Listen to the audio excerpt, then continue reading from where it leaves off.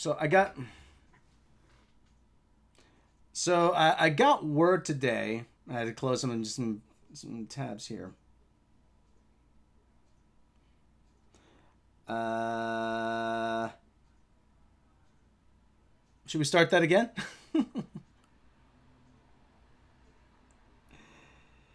Hail, hail, hail, hail. So yeah. So anyway, like I said,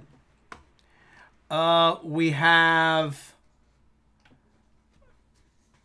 word coming that a new G.I. Joe series is in the works. Now, you kind of knew they were going to do this to capitalize on the momentum of the Snake Eyes movie, which I hate making a judgment on it, but it looks terrible. It really does. It looks terrible. The Snake Eyes movie does not look good.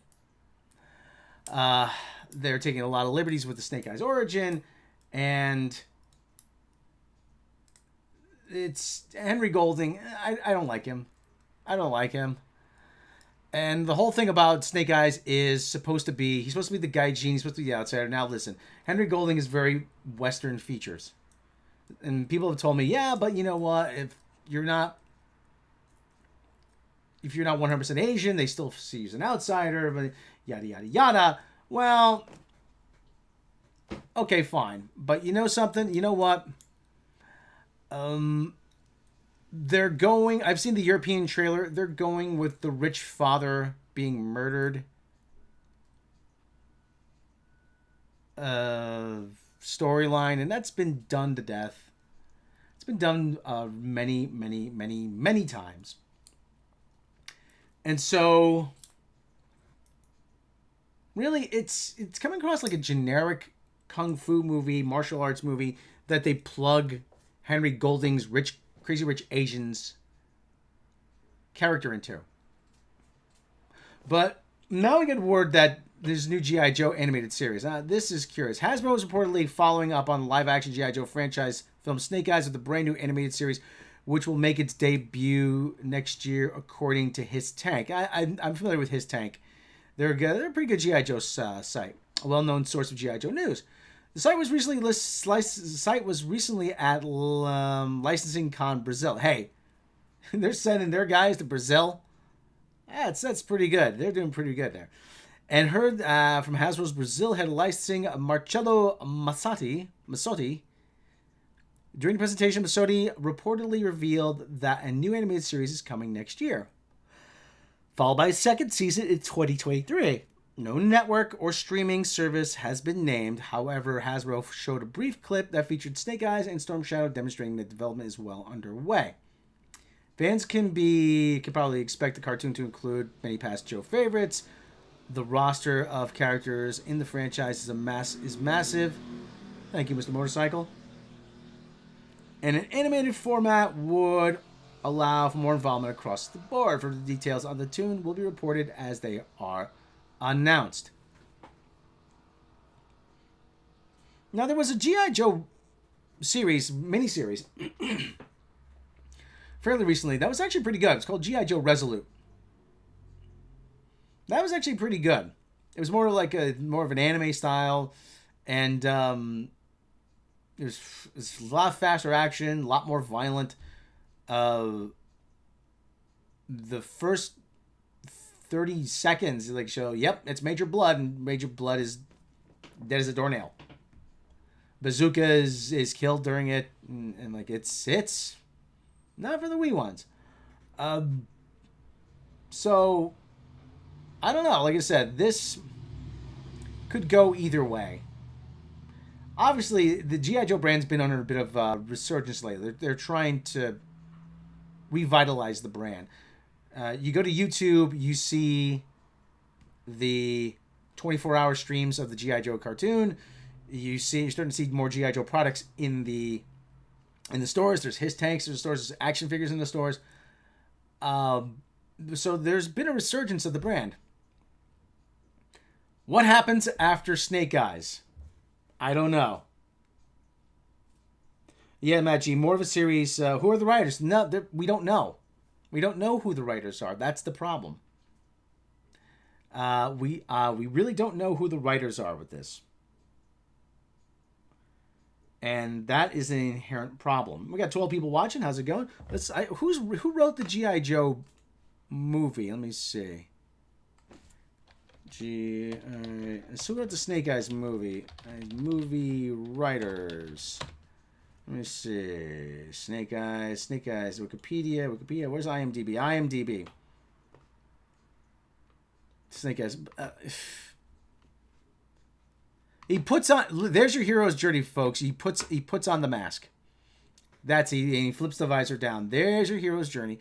Oh, listen. Obviously, Henry Golding wanted some FaceTime. Okay, that's the big thing. Henry Golding wanted his face shown. You know, he didn't want to be covered up. I don't. That'd be interesting to see. Rebecca, Race, Snake Eyes, Frankie, and Alice. Frankie is okay. Never heard of it. Rebecca. What the heck is this? A young newlywed arrives at her husband's imposing family estate in windswept English coast and finds herself battling the shadow of his first wife, Rebecca, whose legacy lives on in the house long after her death. Oh, yeah, that's got action adventures written all over it. Let's see what else. Seberg. Is that Kristen Scott? Kristen Stewart, rather? Why did I say Kristen Scott? Yeah, it's Kristen Stewart. Joe Shrapnel and Waterhouse. Inspired by real events in the life of French New Wave icon Jean Seberg. In the late 1960s, Hoover's FBI targeted her because of political and romantic involvement with civil rights activist Hakeem Jamal. Again, this is not exactly action-adventure. Okay, race. Well, okay, let's see what race is about. But Jesse Owens, okay.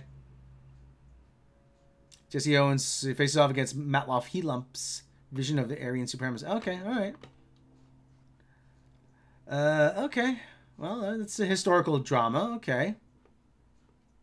Let's see what else this guy this guy Shrapnel better have some pretty action. A name like Shrapnel, come on, you gotta have a big action adventure movie. Frankie and Alice, Aftermath, The Tonto Woman? What the? Snake Eyes completed, The Gray Man, Frankie and... What the hell is Frankie and Alice? Drama centered on a go-go dancer with multiple personality disorder who struggles to remain herself, begins working as a psychotherapist to uncover the mystery of her inner ghost and haunt her. So, who's that payment? That's right, it's Halle Berry. So, if she has multiple personalities and she's a go-go dancer, do you have to pay twice for lap dances? I mean, you have to pay double? I don't know. And apparently this guy Shrapnel, he has untitled G.I. Joe sequel.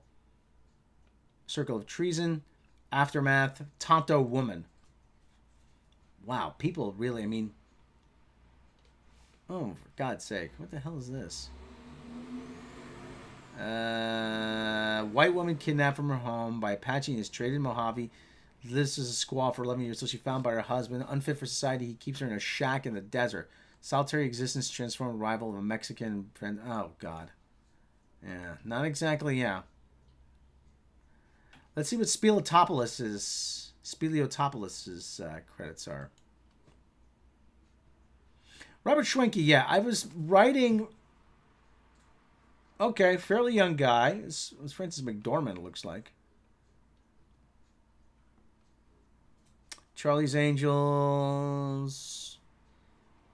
Nutty Professor, Little Mermaid. What? Little Mermaid. Ariel's Beginning. So we got Disney, Nutty Professor, Cinderella 3, Blue Elf. One directorial credit, The Unholy, which I never heard of. It's not out yet. Charlie's Angels. Oh, God. Charlie's Angels. There it is. There's a red flag. Charlie's Angels. Yeah. Charlie's Angels. Never trust an emu. No.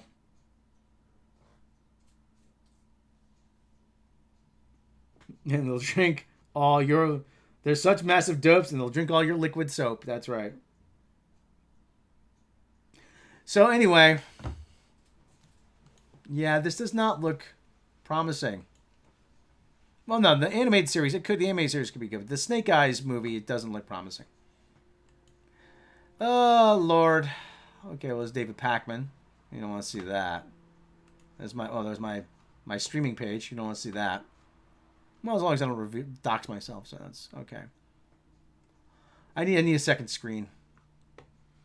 All right. Well, the other thing too is this this I Am Starfire thing is in the news. Again, this.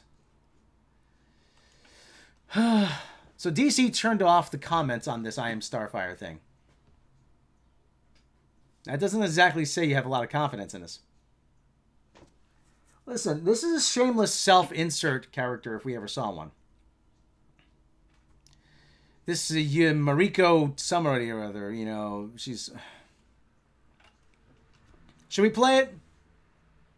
Should we play it? We'll have to stop it every couple of seconds to transform. It's only 30 seconds long, but I've seen it. Do you guys want to see it? Hey, Morbid, how's it going?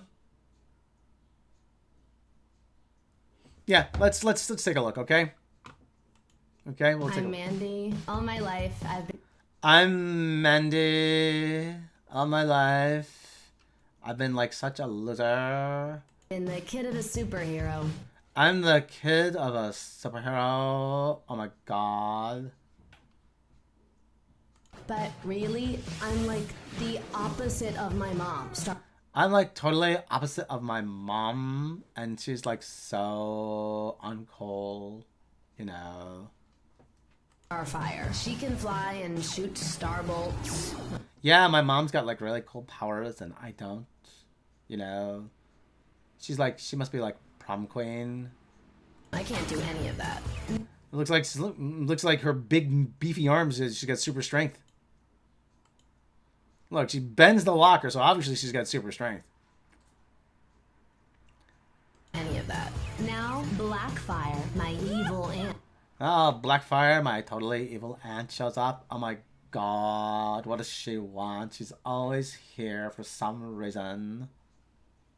Shows up and tells me it's time to meet my fate. I gotta like meet my fate. I don't even know who Fate is. Is he like is he like on Instagram? Does he have followers? Am I subscribed to his Pinterest board? Oh my god. That's like so 2012. So now I have to battle her for the throne of Tamarin.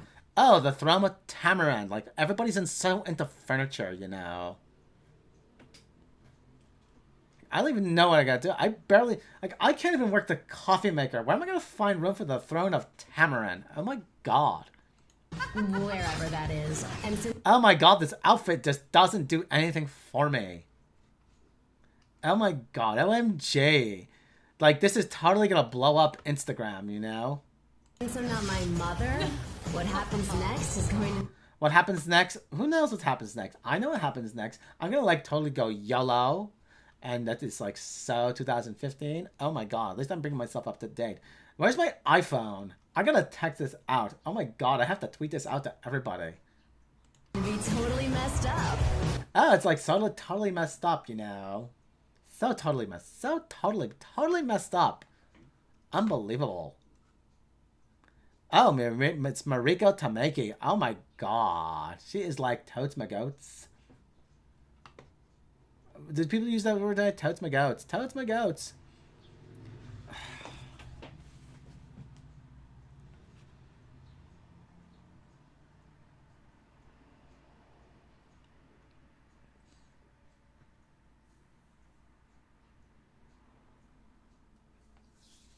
Do you ever have that moment when you just think that the stuff you like is just kind of passed you by?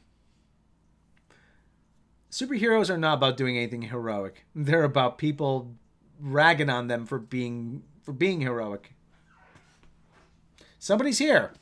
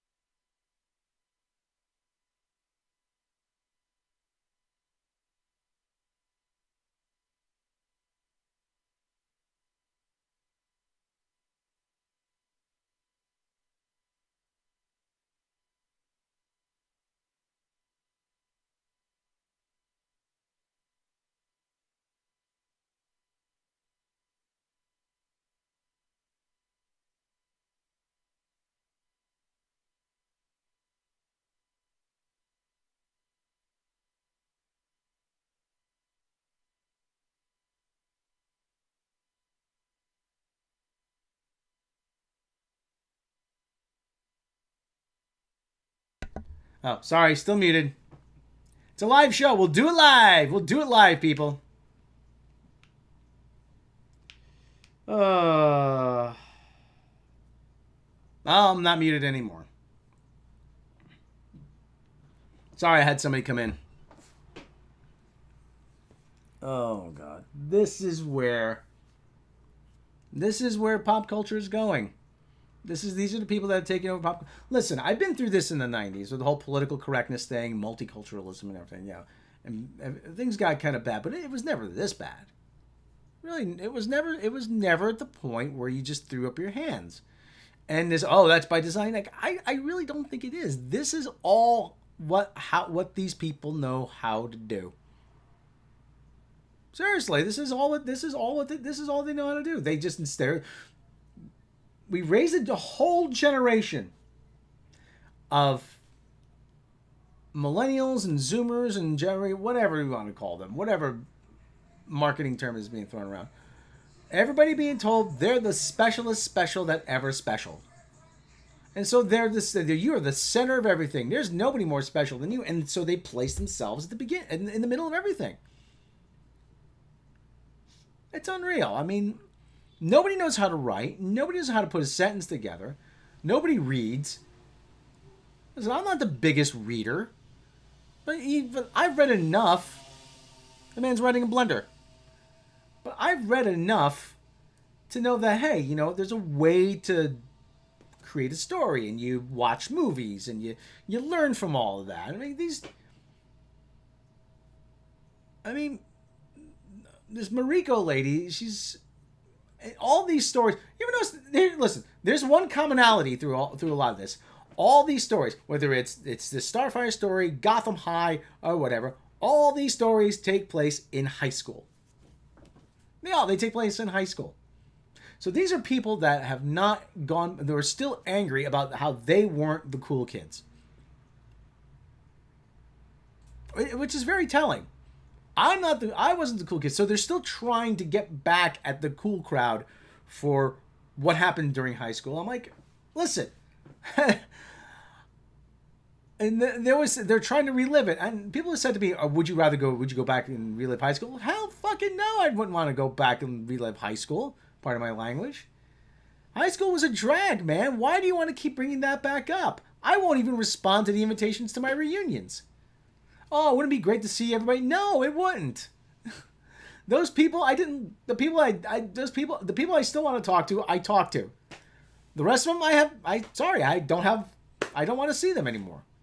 I mean, that's the thing. I mean, yeah, at some point, yeah. All right, see ya. But apparently, yeah, Angela Schmalka, yeah. Schmalke or Schmalka? Rob, these people don't read or watch any of it. They don't care about the lore. It's not even that. It's not even caring about the lore.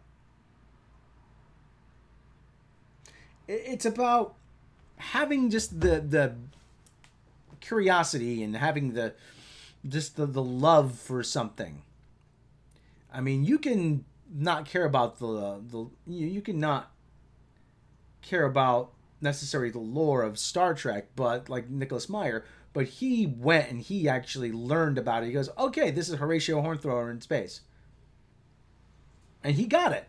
He did the research. It wasn't a Star Trek fan, but you know what? I learned about the characters. I learned about how everything worked together. And, there's this guy Khan and yada yada.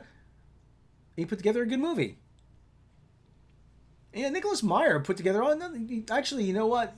Nicholas Meyer he did a movie called Time After Time, which is about historical characters. I think it's John Sullivan played. It's an out there premise. Malcolm McDowell as H.G. Wells and John Sullivan as Jack the Ripper. He pursues Jack the Ripper through time, and it's an out there premise, but it works. The way he does it, it works.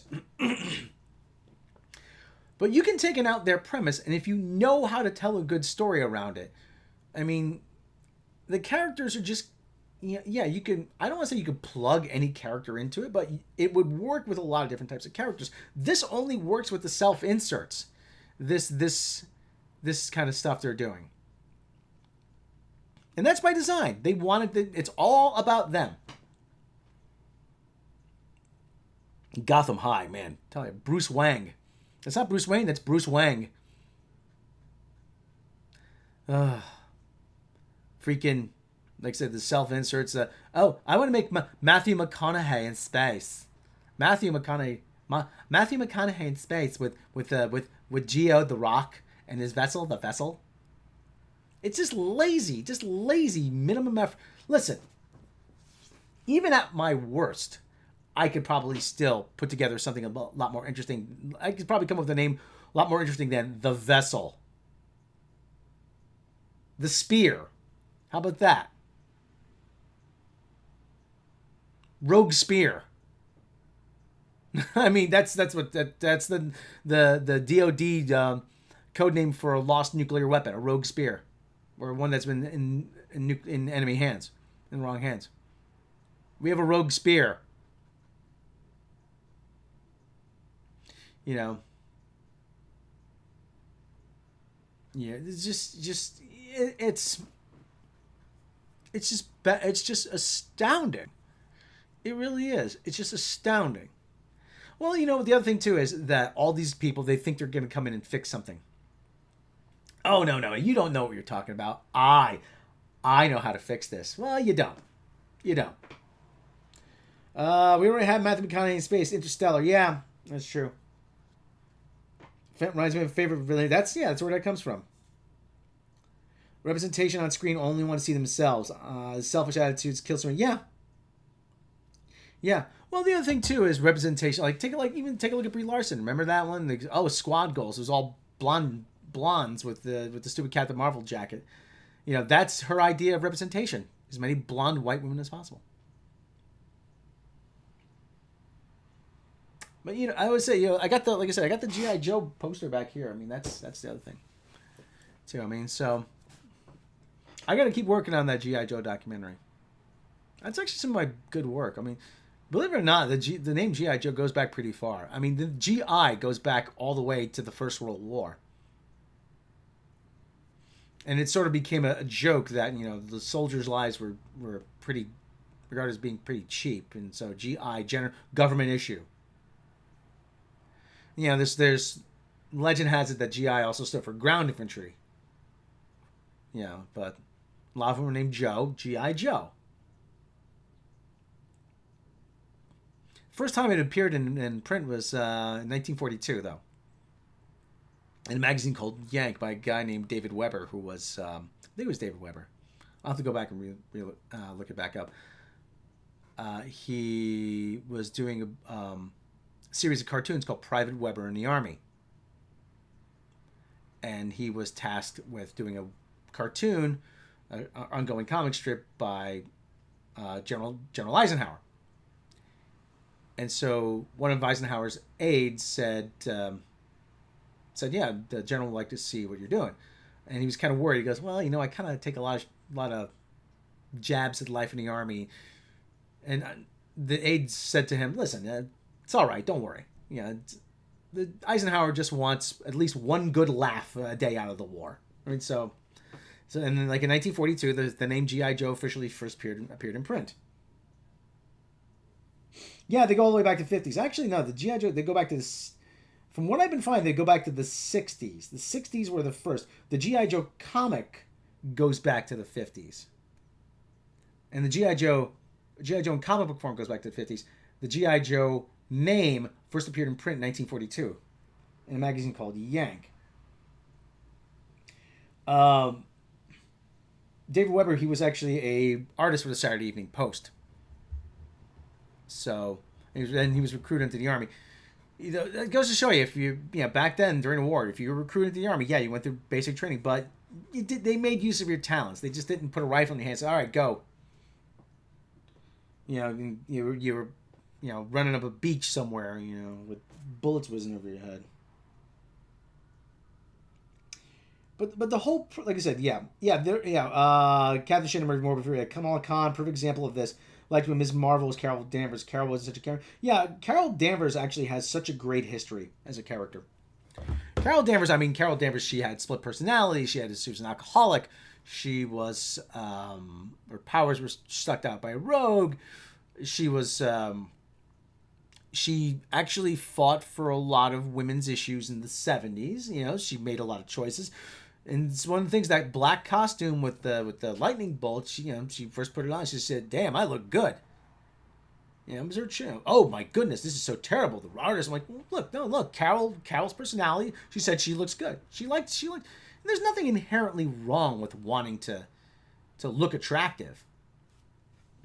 And actually, we talked about this with Professor Geek one time. Let me see, Ms. Marvel 1206. Let's see, images. Hopefully, we won't bring up anything bad.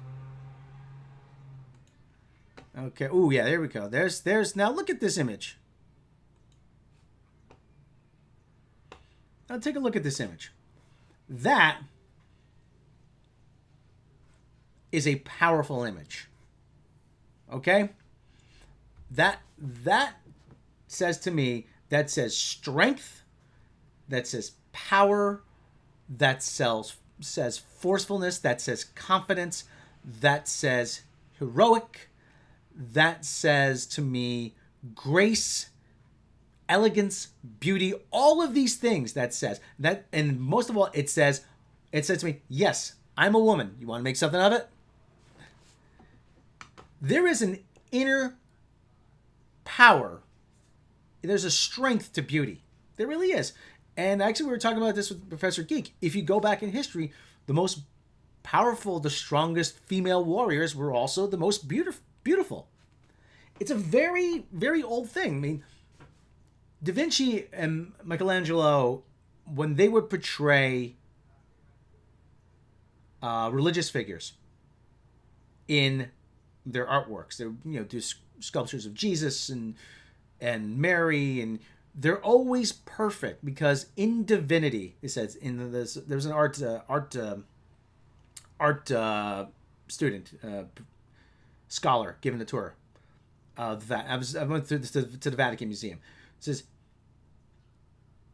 in divinity there is perfection, and these are divine figures. That's ultimately what it is. Superheroes are these divine figures. But now we take a look at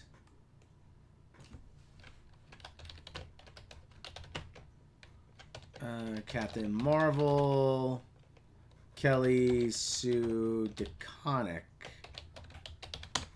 So we'll take a look at look, there is... No, okay, first of all, that tattoo... First of all, okay, she's been attacked by the sleeve monster, okay?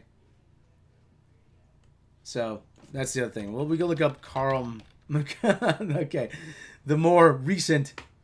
Really? What is there that is graceful or beautiful or... I mean, come on.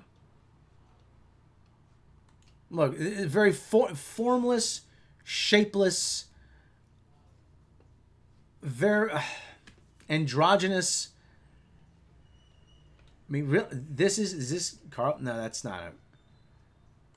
I mean, well, these are all like character models. I mean, so. But like I said, though, I mean, everything is designed to take away, to de-emphasize.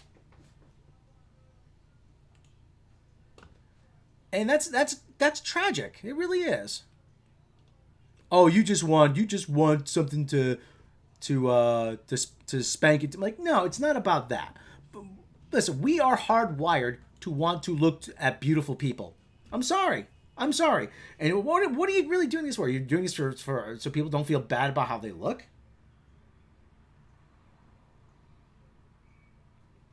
Techie Mantis, can you suggest any therapy I can go to, as I have just watched Space Jam 2 and in dire need some help? Oh boy. There's actually a firm called Bartles and James. That's a really old joke. That's old. Okay, I get an eBay alert. Behringer One Touch Control Service. Oh. Orange amplifiers. Okay, now. They look like men. My wife just said that and has been saying it for a few years now. Yeah. It's a man, baby. You just want, yeah, sure, why not? That's why I want it. Look at your sales and that's true, yeah. It's but if we're the ones that are obsessed with that, why are they trying to impose sexuality and sexual identity onto these characters? I'm perfectly happy. Listen, superheroing is the most asexual thing you can do. Okay, who says the guy shows up with the cape and the pair of tights and he says, hey, "Oh yeah, we're here to save you." Wait. Are you gay? Are you some kind of fruit? I don't know. I don't want to. No, who cares? The guy's here to save you.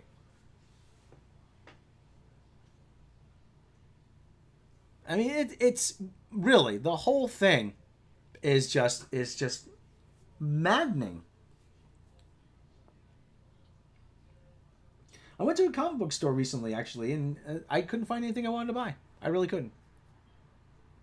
It's not that I'm boycotting Marvel. It's not that I'm boycotting DC. I'm just not interested in it anymore.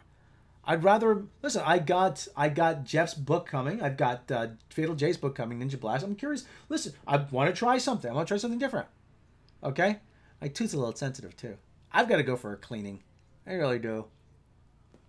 It's getting to a point where, like Mitch Hedberg says, I got so much tartar, I don't need to dip my fish sticks in shit. I don't know how much tartar I got. I imagine it's the normal amount. But yeah, so Space Jam 2 was terrible. In other news, water is wet. Still, at least you can use the pregnant man emoji. So it was Spot and the member berries. Yeah, Space Jam 2. The whole. Oh, was it made for you? Was it made for you? Was it made for you? Listen.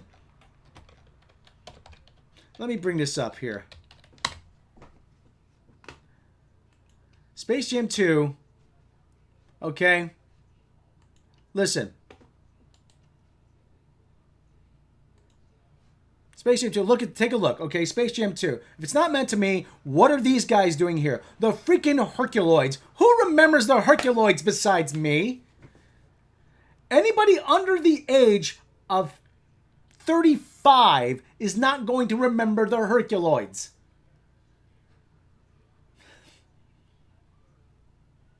So stop with this whole, it's not made for you. Obviously, this is made for me. This is made for someone like me.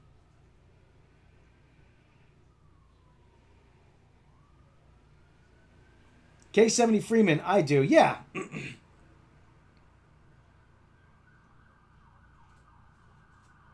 But it's this whole thing, it wasn't made for you. How narcissistic do you have to be to think that they are making entertainment specifically for you?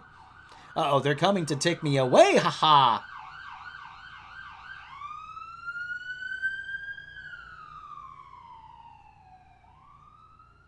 Yeah, WB does own Hanna-Barbera. Yeah, and they just crammed every single character they could think of into this movie.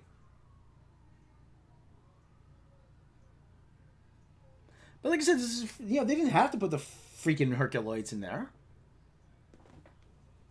Herculoids were good too. Imagine, do you think Johnny Quest is going to be in there?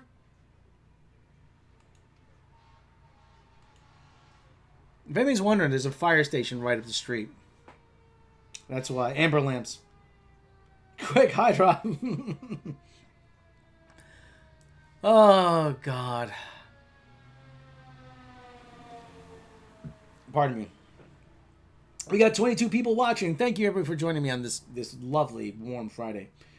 Techie Mantis, yeah, all I was doing was looking at the background to see who was in it. Yeah. Well, that's the way of distracting you, so they can just put together whatever the kind of movie they want. How was Mikey Spock? I mean, did she play Mikey Spock in this movie too? You have to be the best. You have to be the best basketball player ever. You have to do it for your son, and you have to listen to me. So, because I'm going to tell you how to be the best basketball player ever, LeBron James. Morbid Fury, I'm just peachy. You don't you? Okay. But the other thing too is, like I said, let's go over to Deadline and see what's happening. Maybe I should make a habit of this, streaming on Friday. So I started recording WME to close LA office week amid surge of COVID Delta variant. Practice Penny Munson developing series adaptation. Marjan Kamali's. Nah. Alter Ego, Lance Morissette, Grimes, Nick Lachey, Will I Am sets as judges. Roxy Diaz, the who? The other thing too is, you know what? We have a generation that grew up listening to the Black Eyed Peas. You know, a quote unquote band that plays no instruments, doesn't write music, and just puts everything together from computer generated loops is suddenly the biggest act in the world. What the hell happened? And this Will I Am turkey, it's all right, I call him a turkey. I call him a turkey. Hey, you're a turkey. You know that? You don't hear that. You call somebody a turkey anymore. This turkey, Will I Am. I'm starting my own car company. Yeah, he took parts of bits and pieces of other cars and just reassembled them. You're doing the exact same thing as you do when you're making music. There's that great Stewie joke from Family Guy. He goes, "Wow, you learn something new every day, just like the Black Eyed Peas." What's that? It's called a guitar. Wow.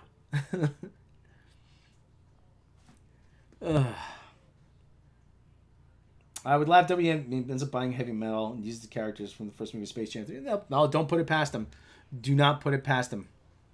Do not. But there's always plenty of money for bad ideas. Always. Always. Okay. Antonio Banderas joins Harrison Ford in Indiana Jones 5. So this is looking more and more like a bait and switch. Michael R. Jackson pen horror flick for A24. Don Barbara Lee speaking truth to power. Nicolas Cage and Pig Roadrunner. Yeah, okay. Tilda Swinton and Sean Baker. Paul prizes for Pooch Pals at cons. Okay. Indie Can buys North American Japanese comedy Beyond the Infinite 2 Minutes. What? That can't be good. Bear Grylls sets Escape from Pretoria. Director Francis, a non-scripted debut movie. Count of Monte Cristo. They're still doing the Count of Monte Cristo. Well, it's a public domain project. That's the thing. Neon snaps up North American rights to Cannes Film Festival hit The Worst Person in the World. Well, we know who the worst person in the world is. He's called Alex Kurtzman. Let's take a look at the Antonio Banderas story. Antonio Banderas. Latest addition to next installment of Indiana Jones franchise. Exclusive, Antonio Banderas. I like saying that. Antonio Banderas is Harrison Ford's newest co-star in the anticipated... Who's anticipating this movie? Anticipated next installment in the Indiana Jones franchise, the Oscar-nominated Banderas has closed the deal to join the film to star alongside Ford, who returns as our favorite archaeologist, and an all-star ensemble. That's how bored I am by this story. Includes Phoebe Waller-Bridge, Mads Mikkelsen, Boyd Holbrook, and Shawnette Renee Wilson. For Banderas, the film marks another major franchise for the international star. So that's why they're really doing it. They're doing this for international box office. James Mangold is taking over directing reins from Steven Spielberg, who is still serving as producer and is very much involved in various elements of the film. They're fibbing. That can't be true. Oh, don't worry, Spielberg's still involved. Kathleen Kennedy, Frank Marshall, and Simon Emanuel joined Spielberg as producers. John Williams, who has worked on every score in the 40-year-old franchise, including its iconic theme, also will return as composer. Jez Butterworth, John Henry Butterworth, and Mangold co-wrote the script. Production is currently underway with the film set to bow on July 29th, 2022. Plot details are still vague. We know what the plot details are going to be. It's going to take place in the 60s, civil rights, feminism. And this Shawnette Renee Wilson lady, or Phoebe Waller-Bridge, is going to take the whip from out of Indiana Jones' hands and he's going to say, know your place and stay in your lane, old man. So no idea who he's playing. Banderas, who recently earned first Oscar. Nobody cares. Well, he's also going to be in Uncharted, starring Tom Holland. Uncharted is basically Indiana Jones and Dirk Pitt. That's what it really is. It's Dirk Pitt. It's got black hair and green eyes, just like Dirk Pitt.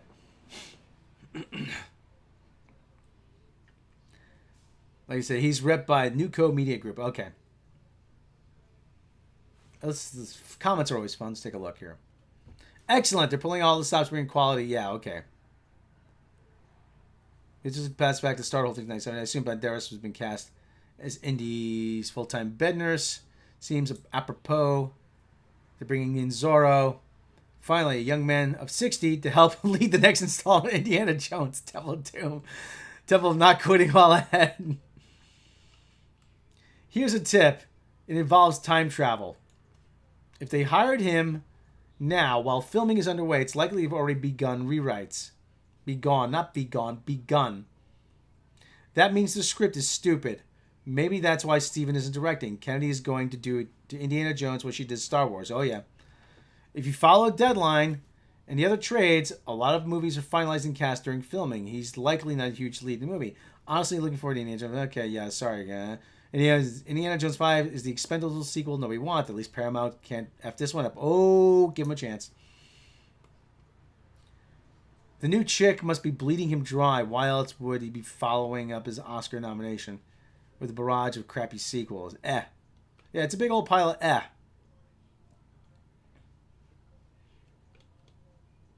Really, we don't. Who wants another Indiana Jones movie? I don't want another Indiana Jones movie. It was Mecca that said that Indiana Jones, when you buy the box set, is 3 great movies and a complimentary drink coaster. I'll let you guess which one that is. Ooh, look at this. Deadline breaking Hollywood news since 2006. Oh, boy. I remember when Deadline first started in 2006. Oh, YouTube was barely a thing. Oh, yeah. We had to... Oh, George W. Bush was president. Oh, we called him Bushy. Because he had bushy eyebrows. We called him Bushy Brows. Oh, Bushy Brows. Oh, we haven't had presidents like old Bushy Brows since. Well, good thing. No one asked for another one after Last Crusade. Yeah. He rode off into the sunset with his father and Salah. We could have left it there. That was the perfect ending. Riding off into the sunset. There you go. Just riding off into the sunset. Just there you go. Dun dun dun dun dun dun dun. No, they had to go back to the well one more time because somebody had to prove it. Well, I need why don't we use aliens? You know, Kathleen Kennedy. I want killer monkeys in this movie. I want monkeys. I want ants. I want Kate Blanchett to play the baddie. I'm determined to ruin this movie once and for all. Ha ha ha ha. You know, I keep saying that she must have stayed up late nights. Kathleen Kennedy. She must have spent many a late night in her office, away from Frank. Frank's chilling at home. Hey, Kathy's working late again tonight. Hey, come on over, boys. So, she must have been up late at night. Must pull a lot of all-nighters in the office, staring at a poster of Raiders of the Lost Ark, saying a straight white man in a movie titled in a series named after a straight white man, where he has to be a straight white man. How am I going to ruin this? How? I don't know how I'm going to ruin this. And then a light bulb went off. Ding! I've got it. We'll get the fembot from Star Wars. Yes, from Solo. She could ruin anything.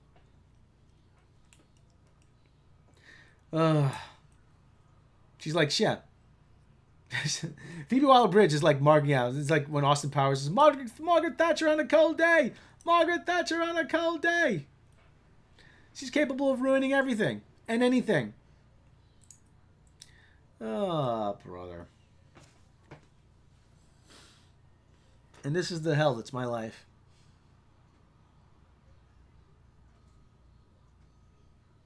Let's see what the chat's doing here.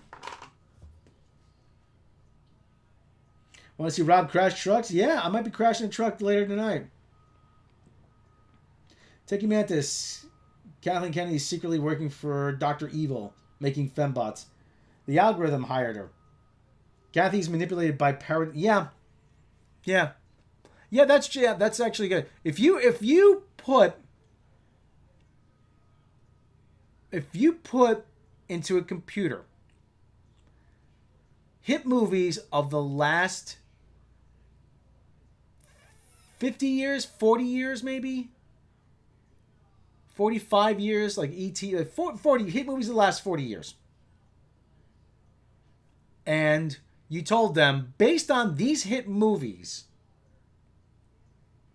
and who was involved in them, who worked on them, who would be the best person to run a studio? Most likely, they would spit out Kathleen Kennedy.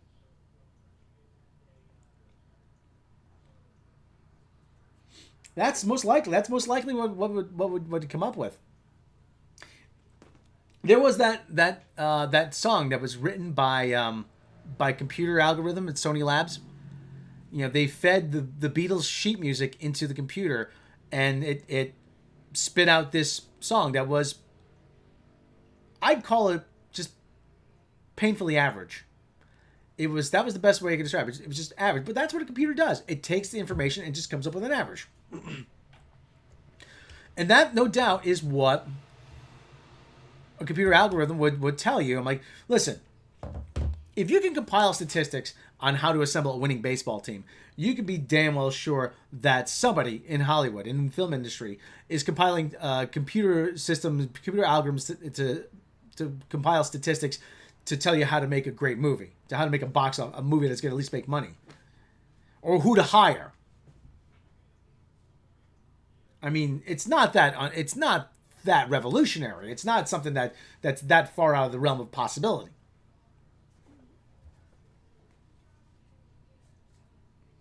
Michael Bashir is waiting for them to try the algorithm creation. The best algorithm creation I've seen is Harry Potter and the portrait of what looked like a large pile of ash. Freaking hilarious. Actually, Rob, Indiana Jones 4 is still better than Disney Star Wars. Yeah, but Angela, that's setting the bar very low. Yeah, okay, if that's the bar they cleared, then well done. But that's still a low bar to clear. Yeah, Mecha Random's in the chat. Hi, Mecha Random. Mecha, you can be streaming when I rap?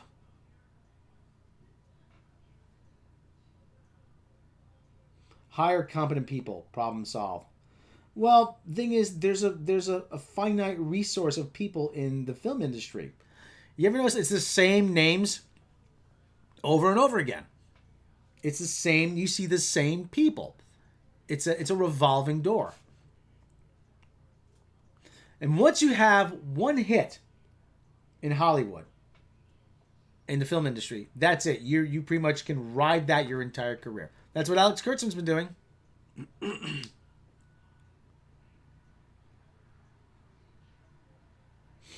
You know, when does this Star Trek Prodigy thing drop? I'm not. Listen, I hate Star Trek. Let me go through this, and you know what? Let me go through Star Trek news. Hold on. Star Trek news. Well, this is 2 days ago. Actually, I was working on a video. Digital Spy, Star Trek.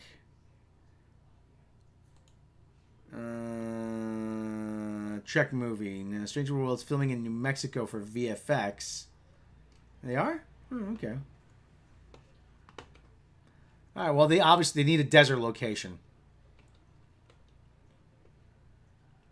Ooh, that looks dirty. Yeah. They obviously need desert locations, something like that. So, okay, Star Trek. Look, they have to put Star Trek movies 2009 plus. CBS Star Trek universe. They have to. Look, they have their own section for the Orville. How sad is that? You have to have an Orville set as an Orville section on the Star Trek site.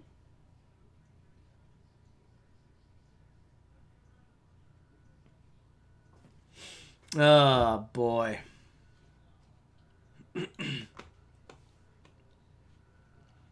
All Access Star Trek Marvel's a 2023 movie.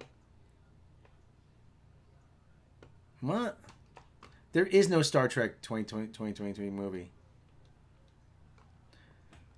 Seneca Martin Green on how Michael Burnham's like other Star Trek captains. No, she's not like the other Star Trek captains. The other Star Trek captains are competent. WandaVision's Matt Shakeman to direct 2023 Star Trek film. It's not going to happen. Star Trek Discovery and Lower Standards nominated for 5 Emmys. Terry Farrell says it would be fun to play Jadzia on Star Trek again.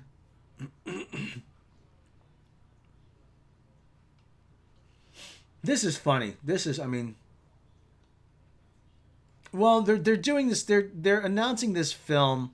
Production's set to start next spring. Oh, they got plenty of time. They got plenty. That gives them. See, listen. Production's set to start next spring. Okay. Now this person, Geneva Robertson Dworet, she has primarily 2 screenwriting credits. One is a 2018 Tomb Raider film. The other is Captain Marvel. Shows you where they're going with this. Hollywood Paramount deal. Matt Shakeman joined. This would be the top secret project, Untitled, produced by J.J. Abrams. We reported in April, which Paramount set for a June 9, 2023 release. According to Deadline, the project is now moving at warp speed, which means quick. Get into production so we can get J.J. back on board. With the script already written and plans to begin next spring. Shakeman is an award-winning director for his extensive work in theater and television, including helming 6 episodes of 6 Feet Under, House, Game of Thrones, and Succession.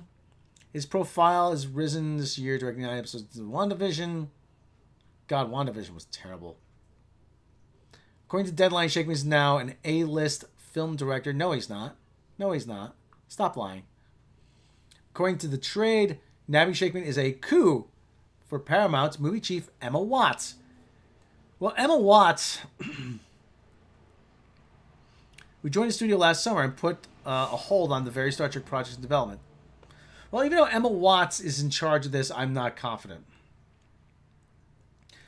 Deadline is also reporting the film is based on a script written by Geneva Robertson Dworet and Lindsay Beer. Robertson Dworet co-wrote 2018 movies. She also wrote a coming Silver Sable movie for Marvel, an animated Gotham Sirens film. Beer and Robertson also working together on Mask, Mobile Armor Strike Command, which is part of the Paramount G.I. Joe Hasbro universe. Beer was a writer for the animated series The Magic Order, and attached to a number of movies, including Short Circuit. Lindsay Beer has no prior credits to 2018. How is she suddenly getting all this work? Update. There are no details yet on how this Star Trek movie fits or doesn't fit with the Kelvin universe, or the Prime universe, television shows and films. However, after the story came out, Deadline reporter Justin Kroll indicated the film is written for the Kelvin crew, but no deals are done for talent. Oh boy, there you go. Oh boy. Oh boy, this thing is dead in the water. While no deals are done for talent, hearing the hope is Shakeman Star Trek would be for Chris Pine crew to return. Oh. Pine's not coming back. You're going to have to pay him. And this talk about the Kalinda Vasquez movie here.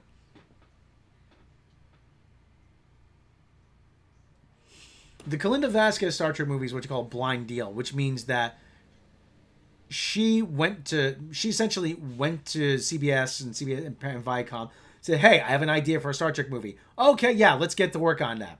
And so they're working on they agree to work on it together. No updates on Vasquez project since March, but Paramount has had multiple Star Trek films development for the last few years, which has become a commonplace for the film franchises. Yeah, the Kalinda Vasquez thing is not happening. I don't think it's happening. But the big problem with Chris Pine was they had to pay him. They did not want to pay him. That was the big problem. Maybe you should do a video on films that don't need a sequel. Matrix, Pirates, Indiana Jones, and The Last Crusade. Star Trek fans don't care about the J.J. Abrams Star Trek movies. J.J. Abrams doesn't even care. J.J. Abrams even said to Quentin Tarantino. Quentin Tarantino said, "Hey, I don't get this Kelvin time. What is it?" And he said, "Don't worry about it. Nobody likes it. Nobody cares. Just do whatever." J.J. Abrams doesn't even care about it.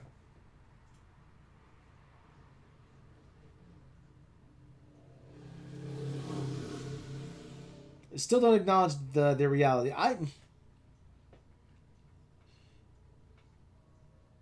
You had to go to the freaking Anheuser-Busch brewery to film inside. Just how big is a freaking starship, really? As I'm not an astronaut. I never worked for NASA. But even I know that they make accommodations. They try to fit as much stuff into a very small amount of space. And turbo lifts are not the inside of the TARDIS. Oh, for God's sake. They're unbelievable. Let's for shits and giggles, let's... Okay. You know what? I'm going to wrap in a few minutes here. But you want to see my blood boil, though. You really want to see me have an aneurysm. This may give it to you. Discovery Seneca Martin Green on how Michael Burnham's like the other Star Trek captains. She's not. The other Star Trek captains are competent officers. When Season 4 of Star Trek Discovery arrives later this year, a big change for the show besides new uniforms is Mikey Spock in the captain's chair. Now, Seneca Martin Green is talking about getting promoted. Earning the chair. She earned the chair? Really? While out promoting the LeBron James' wife's role at Space Jam, New Legacy... Seneca Martin Green is also fielding questions about STD. In an interview with the Bellissimo Files, the actress spoke about what it means to her for Mikey Spock to be promoted to captain. Becoming captain was a really big deal, and it was a long time coming. The story was always a journey to the chair, but it's not something I could just be outright about and say it looks like it's going to happen at this time. But I think it was earned. How? How was it earned? She screws up everything. She makes incredibly bad. She's insubordinate. She doesn't follow orders. She's undisciplined. She assaulted her captain. She staged a mutiny. She got most of her crew killed and half the fleet destroyed, including the vice admiral. She started an interstellar war where probably tens of millions of civilians died. How?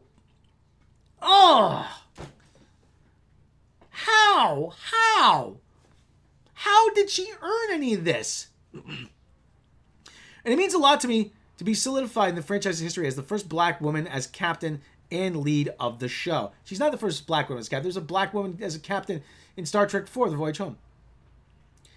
That's a big deal to be cemented in history in that way, especially right now. So it's breathtaking. It really does take my breath. It makes me cry. She's always fucking crying. It's something that I'm grateful for, and I don't take it lightly. I also don't take it too heavily either, but I don't take it... What? What? Even though the promotion came at the end of Season 3, she's been Captain Burnham since Season 4 began. Late last year, Martin told the hosts of The Talk, it still gets her emotional. I'm still overwhelmed by it. It's so surreal, and I just say, Jesus, you are Lord, and you have shown up and shown out with this. Shown up and shown out with this. What? I can't quantify it. I can't really describe what it means to be firmly cemented in this franchise. to be this black woman at the helm of this franchise as captain and knowing what it means, not just on youth, but on adults as well. Being able to see themselves, but also seeing someone different than from them. I could cry. How fucking narcissistic are you? Really? I mean, like I said, I want to see myself on screen. Really? Joining Trek's captains. I'm losing the will to live. Well, I happen to be now to be a part of Star Trek's legacy of captains as show leads. Martin Green highlighted how her 3 seasons at a lower rank was worth it. I think that being able to see this woman grow into her captaincy is what's really special and different, of course, than other captains. We knew she was going to end up in the captain's chair. How did she grow? She's still the same undisciplined jerk-off that she always was. She's always right. Everybody waits around, says how great she is, and everybody waits for her to solve every problem. How has she grown? She's the most insufferable character on television. Star Trek Discovery is, to quote Rich, the dumbest written show on television.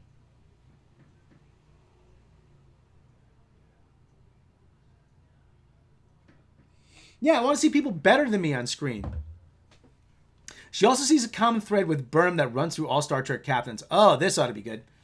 I think something that is common denominator with the captains in the franchise's history is that sacrificial leadership.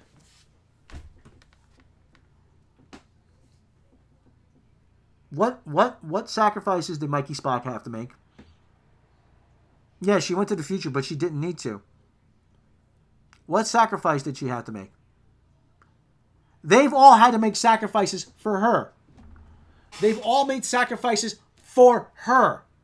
There's been no sacrifice. There's been special treatment for her. You have to be willing to lay down your life. That's something that is shared across the board with all the captains and with all the characters that aren't captains. You know, Deanna Troi was taking the command test, and she couldn't pass it. Then she got up one night and she ran the command simulator. And there's a part she couldn't figure out. She hit, there's a simulation of the crew. It says, Geordi, what about containing the radiation leak of that? She goes, well, nobody can survive in there. And so she turns to Geordi, contain the radiation leak. And computer and simulation. Sometimes being captain is having to make the tough choices that there's no way out of it. You're gonna lose people. That actually is a better representation of what it means to be in Starfleet. About making those tough choices. She's never had to make one tough choice once. Everything works out for her. And yeah. God. You know, and we've said this. And I've said this before. Could you imagine if this was actually a well-written Star Trek show? And could you imagine if she was on the Voyager? The first time she would have talked back to Janeway. The first time she would have countermanded her orders. The first time she would have disobeyed, done something stupid, Janeway would have said, my ready room, now. And Janeway would have dressed her down. He goes, Janeway, I know exactly what Janeway would have said. Janeway would have said, listen, I value the opinions of my senior officers. I wouldn't be a good, and I want you to be able to come to me with any problem.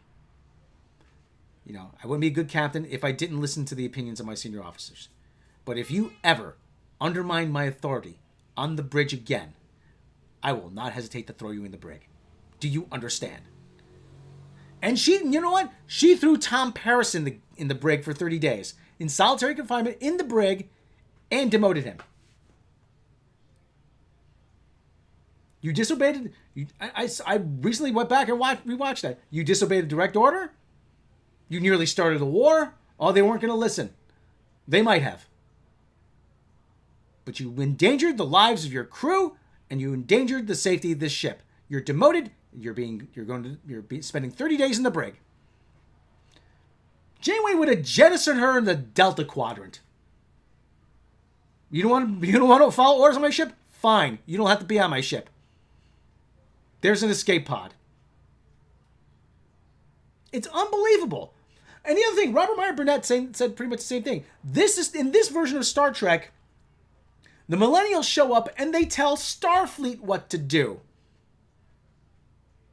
Starfleet's the one who's supposed to be giving the orders. No, they tell Starfleet what to do.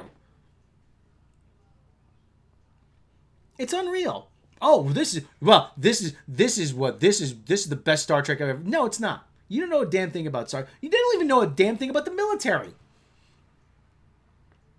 They don't know a thing about protocol or, listen, I was never in the military, but there's people you can hire. There's resources you can go to. You can ask someone. For God's sake. For God's sake. For God's sake. It's unreal. It's unreal.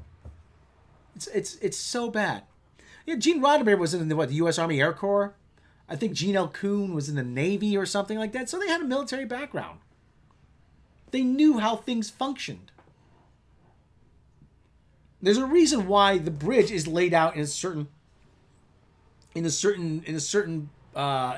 way. It's so that if someone becomes incapacitated, the captain can jump in and start doing stuff himself, or somebody can take over a position. Military vets need work. Let them write. Sorry. What, Angry Panda? Sorry, yeah, by being better than us. Yeah. That's the thing. The people on Star Trek were always better than us. I want to see myself on screen. No. I want to see somebody who's better than me. I want to see someone who knows more than me. I want to see somebody doing something unusual. Like I said, I always say, if I wanted to see myself on screen, every movie I'd watch would star Jack Black.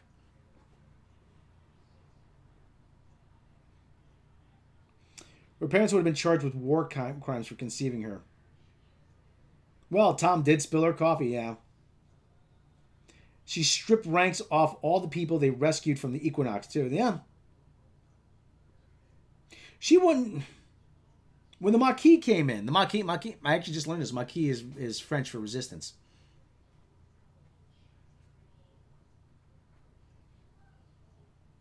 I want someone to look up to inspire me to be better than myself. Yeah, well, yeah. Well, like I said, we have entire generation of people growing up now says, "You're so special. You're so special. There's no one more special than you." What do you expect? This is what you get. Bathroom mirror. See yourself. Screen for free. Just remember, never trust an emu. They are such dopes, and they'll drink all your liquid soap. He-Man fandom is out for blood. Kevin Smith's blood. What's going on with that, Angry Panda? What's going on with that? The He-Man fan. Thing is, if everyone's special, no one is. Yeah, you're right. That's the thing. Bunch of special snowflakes who should have been. Ooh. Okay. But the other thing too is, like I said, it's there was always a certain, okay, it's in the future, it's space, blah blah blah. There was always a certain logic to Star Trek. It was always reasonably. It was always okay. You'd say to yourself, okay, I can see that happening. Okay. None of this shit like what, sonar in space, really? Sonar in space. How many times did they violate the Prime Directive just in that one short trek there? Wasn't there a ventriloquist with an emu? I don't think there was. All right, I think their dad had 3. Oh, okay.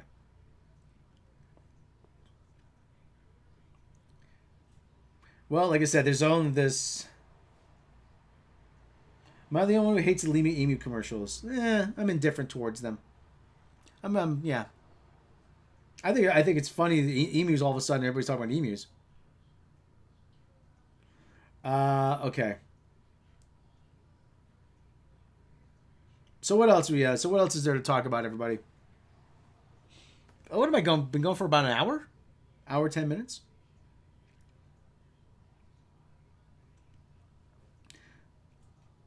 So anyway, do we want to? So wait, I'm gonna do a video where I'm gonna do a video where I show you some of the guitars at some point.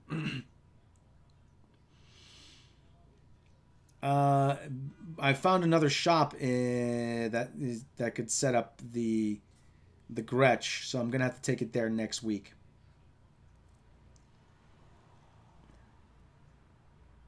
The Gretsch suffers from. I got a stream set up for 40 minutes from now. Okay, do you want me to? Robert Shaw in a panel about the upcoming Motu revelations. Kevin Smith accidentally revealed a big spoiler. He said if it was not a big important one, but boy was he wrong. Now they privated. What was the spoiler?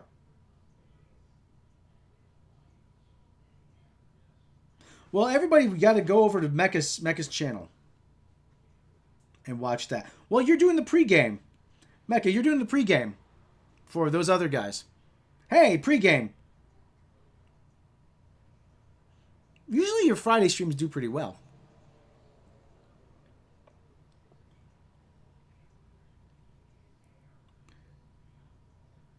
Live what and more. Kind of saying Nerd One is too big. No thanks. Well, we've talked about that. We talked about that. There's he had such explosive growth. It's leveled off now, but pregame is it. That's just a term for when. It's sports ball term. Don't never mind.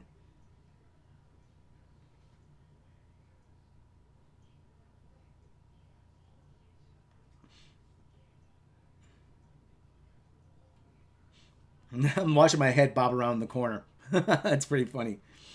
By the way, this live stream is not brought to you by Puma, but I could use another pair of sneakers. Sorry if I deleted some of the message. Oh, that's okay.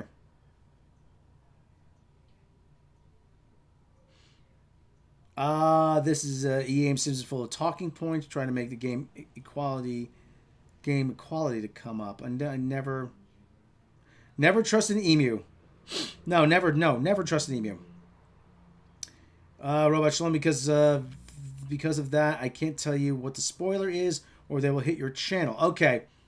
You can find me on Twitter pretty easily if you want to send it there. Oh, I think I heard this. Boy, man, and tell me if I get this right. It says, man, I have had up to an arm's length of this nonsense.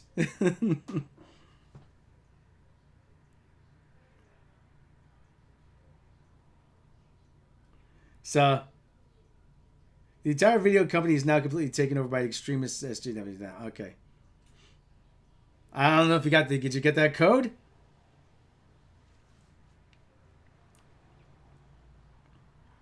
So, anyway. Yeah, so, I don't know. Well, do you guys want to see it? Well, I was thinking about actually showing you another guitar. Games journalism is pretty bad. Game journalism is pretty bad. Game journalism used to be good when there was actual magazines and editors. But now there's... I mean, now... Oh, no, it started before that. No, it started... This whatever I pronounce that.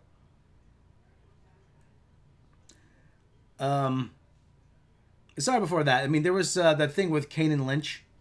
That Eidos had bought a ton of advertising on GameSpot, and they fired the guy. I think they fired the guy for giving Kane and Lynch a bad review.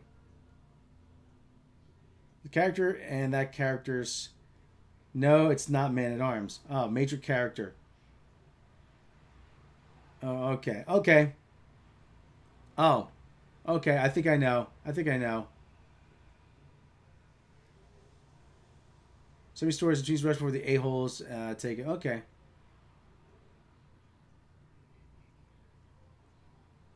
Yeah, but that was the big thing. Kane and Lynch was kind of a thing. There was also a thing. It wasn't Game Informer, but one of the Xbox magazines was goosing reviews for a lot of games just to go. They're the official Xbox magazine. They were paid for by Microsoft, so I mean, they were goosing a lot of reviews, and they were altering photos to make them look nicer, to make them like oh no, is it they photoshopped a photo, and their excuse was, well, it's not. We're not being dishonest. This is how it's going to look. Yeah, sure. That's how it's going to look.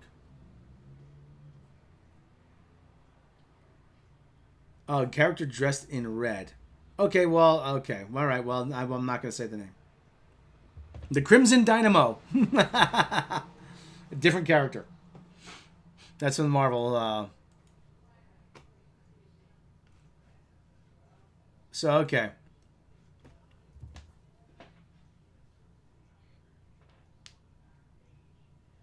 I gotta say that. No, no, no, no. Oh, no, no, not gonna say that. Not gonna say that. Monster.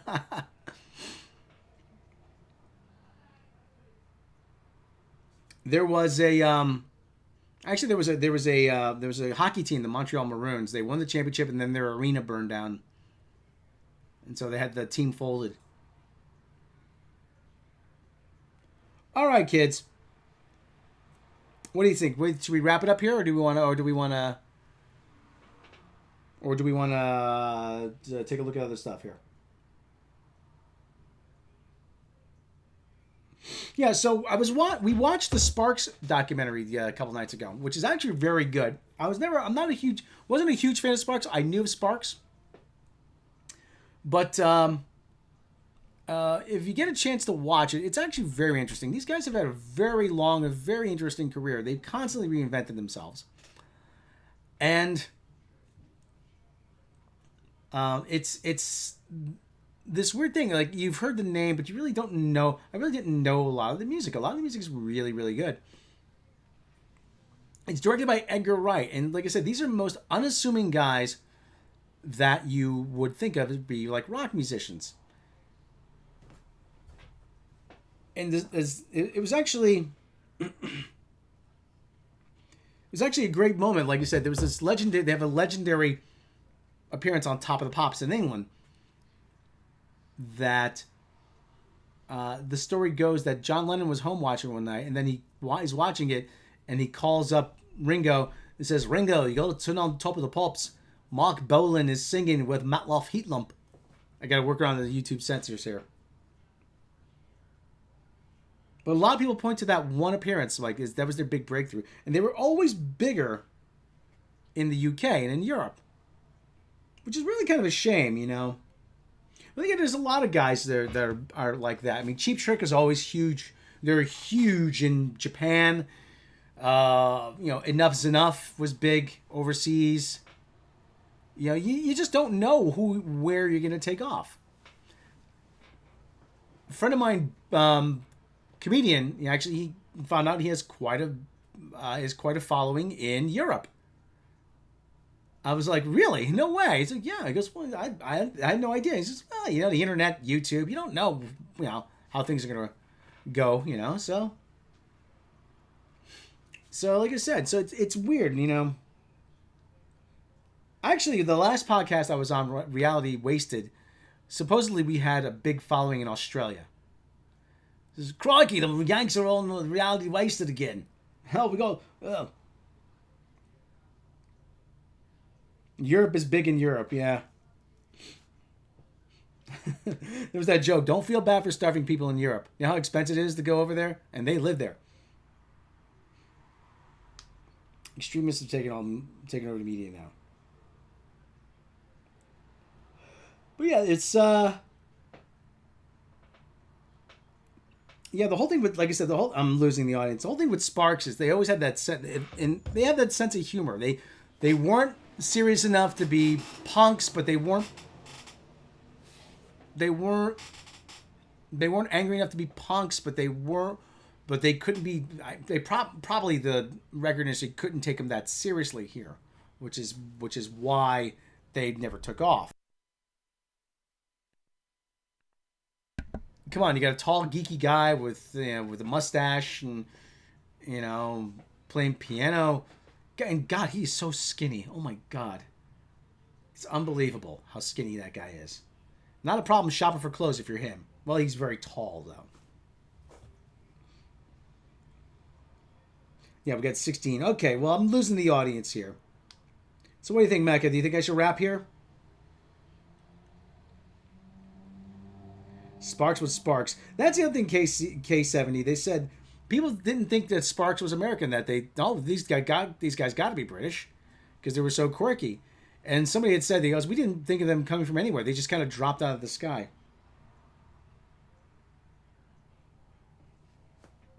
So, watch our foreign scammers in Rome.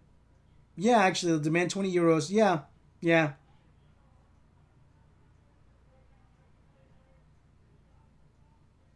I'm setting up a stream. I'm arguing with people who don't watch my channel. Okay. All right. Well, let's take a look. Let's take another quick look at the Star Trek page here. All Access Star Trek models at the 2023 Star Trek movie. Tony Laurie Sub is discussing. This is a podcast. Okay, all right. Well, maybe I'll listen to that, and if I really want to, or maybe I'll just stick a pencil in my ear. Watch exclusive deleted scene from Star Trek Discovery season 3 in blue. Oh God. Lower standards. Playmates toys returning. Let's see. Playmates rejoins the Star Trek universe. Seamless global license Star Trek franchise covers action figures, vehicles, ships, roleplay. Toys, other categories. Official announcement touts attention to brand detail, authentic portrait sculpting. New product innovation. New line Star Trek toys will kick off in 2022. The announcement makes a point that Playmates is returning to the franchise following Star Trek's entry into the kids' content with the upcoming premiere of Prodigy. As Star Trek raised the beam to kid space for the first time with Star Trek Prodigy on Paramount Plus, we are thrilled. I thought it was going to be on Nickelodeon. I thought Star Trek Prodigy was going to be on Nickelodeon. Now it's on Paramount Plus. That's a change. That's new. In addition for Toys Prodigy, says fans can look forward to a new line of action figures and accessories for Star Trek Discovery, lower standards, Picard, with other Star Trek series throughout the universe coming soon. And future selections, expansive Star Trek universe, motion series, pictures, yada, yada, yada. Oh, you're going to regret this. Oh, you're going to so regret this. You are so going to... They must have gotten this at a discount. They must have gotten this at a discount. They're so desperate for any kind of merchandise. And I doubt... Listen... Nobody's going to buy the Mikey Spock action figure. Nobody's going to buy Old Man Picard. I'm sorry. He's got the pull string on his back. I'm sorry. I'm so sorry. I'm sorry. I'm sorry. I'm an old white man and I'm sorry. The Trek people will buy it. That's true, but at the same time, they still have to be good. Remember McFarlane when they dropped out? They said, nah, nobody wants to buy this shit.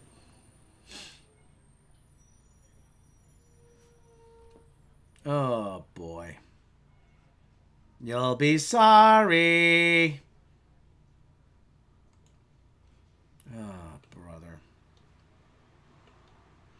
So, Star Trek Discovery nominated for lower.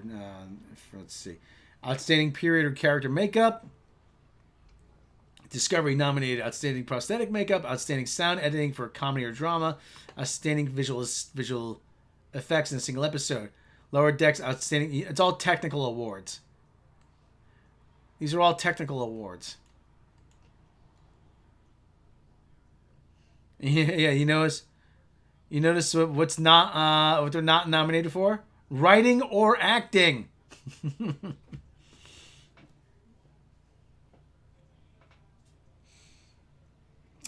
They did hold Robotech cross exercise Robotech. Okay.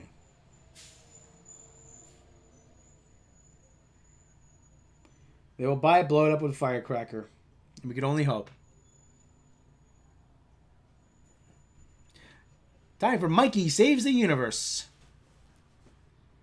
Dear God. All right, kids. I think I've run pretty much hit the wall with this one. Hey, okay, like, subscribe. Check out the channel for replay. Yeah, I'll keep this up at least for a little while. And head over to Mecca's to partake of her stream and be generous. Time is money, people. You know. Hello, this is Debbie Boone. I'm asking you to give till it hurts. Okay, people. We are out of here. We're going to, like I said, head over to Mecca's channel. Drop the link. Somebody drop the link in the chat, please, if you don't mind, for her live stream. And we'll catch you next time.